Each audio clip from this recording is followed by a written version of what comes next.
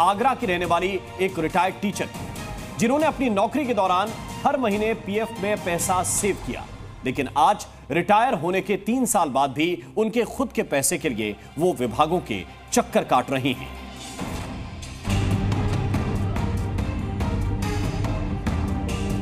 सरकारी महकमों के जाल में जो भी फंसा वो बस फंस कर ही रह गया। सरकारी दफ्तरों के चक्कर लगा लगा कर कब सालों गुजर जाते हैं पता नहीं चलता, और इन दफ्तरों का रवैया ऐसा कि ना तो उम्र देखते हैं ना ही किसी की मुश्किल। कुछ ऐसे ही सिस्टम के सताए हैं निशा सक्सेना और उनके पति ब्रजेश सक्सेना, जिन्होंने जी हेल्पलाइन में मदद की गुहार लगाई। आगरा की रहने वाली निशा सक्सेना एक स्कूल टीचर थी और 2021 में रिटायर हो गई, लेकिन रिटायरमेंट के 3 साल बाद भी अब तक पीएफ का पैसा उन्हें नहीं मिल पाया। पैसा नहीं है, या 1 महीने बाद दे देंगे, 2 महीने बाद दे देंगे, लेकिन अभी तक आश्वासन ही दिया नहीं।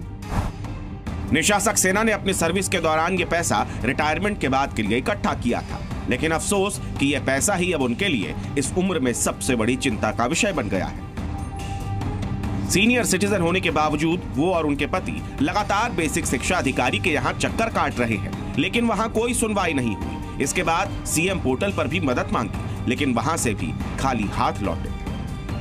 उन्होंने अपनी कुछ इंटरनल प्रॉब्लम बताई है जिसकी वजह से पेमेंट नहीं हो। कभी फोन पे भी कांटेक्ट कर लिया है, जैसे कि इन्होंने फोन पे भी बताया था कि बात कर लीजिए, और वैसे जो है मैंने इसीलिए सीएम पोर्टल जनसुनवाई पर भी डाल रखा है 2023 से, और 2023 से ये उस पोर्टल पे चल रहा है। निशा सक्सेना की शिकायत मिलने के बाद जी मीडिया की टीम उनके साथ बीएसए ऑफिस स्थित लेखाधिकारी के ऑफिस में पहुंची, जहां शिकायतकर्ता को उनका हक न मिलने के सवाल पर क्या जवाब मिला खुद ही सुन लीजिए। पेमेंट नहीं है। तो किससे पेमेंट नहीं? कम से कम नहीं तो ऐसे कोई 25 लोग के करीब, और इनका नाम जो है निशा सक्सेना का सूची में सबसे ऊपर है, और जहाँ तक उम्मीद है कि इस महीने में इनका भुगतान हो जाएगा। विभाग को लगातार लग रहा है, विभाग के लगातार प्रयास जारी है। प्रयास में 21 से लेकर पत्रकार चल रहे हैं, और कमिश्नर मैडम से लेकर सारे लोग इसमें इन्वॉल्व हैं। कमिश्नर मैडम ने कई बार शासन को पत्र लिखे हैं। विभाग के मुताबिक सिर्फ निशा ही नहीं, 25 लोगों का पैसा अभी भी पेंडिंग है, और वजह है विभाग से भुगतान न होना। इसके बाद हम लेखाधिकारी बेसिक के पास गए, अपनी बात रखी, पूछा कि क्या वजह है कि अपने खुद के हक के पैसे के लिए इतनी भागदौड़ एक बुजुर्ग को करनी पड़ रही है।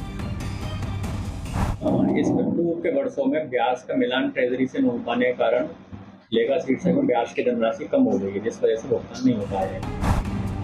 हमारे सवालों और निशा सक्सेना की आवाज उठाने का असर ये हुआ कि लेखाधिकारी ने इसी महीने के अंत तक उनका पैसा देने की बात कह दी। ये बिल्कुल संभावना है कि इस महीने में ये धनराशि प्राप्त हो जाएगी, इसका भुगतान करा देंगे। लेखाधिकारी के इस आश्वासन के बाद शिकायतकर्ता को पूरी उम्मीद बंधी कि जी मीडिया की मदद से उनका हक उन्हें मिल ही जाएगा। जी न्यूज़ का धन्यवाद मैं देना चाहूँगी कि उन्होंने अधिकारियों से बात की और उन्होंने आश्वासन दिया है कि हम आपका 1 महीने के अंदर आपका पैसा दे देंगे। हाँ, ये पॉजिटिव एफर्ट्स जी न्यूज़ के हैं, और ये उसी जी न्यूज़ के कारण ही ये आश्वासन मिला है। निशा सक्सेना की हक की लड़ाई में हम बने साथी और ठाना कि जब तक इनका पैसा इनके अकाउंट में नहीं आता तब तक इसके लिए लड़ाई जारी रहेगी। मनीष गुप्ता, आगरा, जी मीडिया। जी न्यूज़।